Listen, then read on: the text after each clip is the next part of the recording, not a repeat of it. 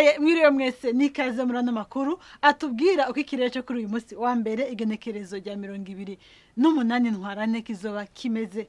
Mu gitondo turiteze ko tuzoronka ikirere kirimo ibicu byinshi mu ntara za Kirundo, mu ntara ya Muyinga, Ingozi, mu ntara ya Karusi, mu ntara ya Cankuzo, mu Ruyigi, Igitega, mu ntara ya Mwaro, Imuramvya, no mu ntara za Rumonge, Bururi hamwe na Makamba.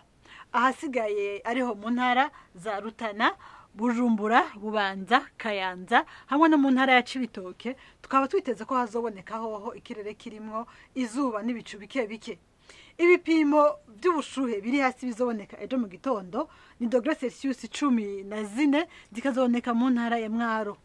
Ku muhingamo naho twiteze kuronka ikirere kirimo ibicu byinshi hakanagwa n'imvura mu ntara zose zigize igihugu cacu. Iyo mvura izokumvikanamo imituragaro ahatari hake.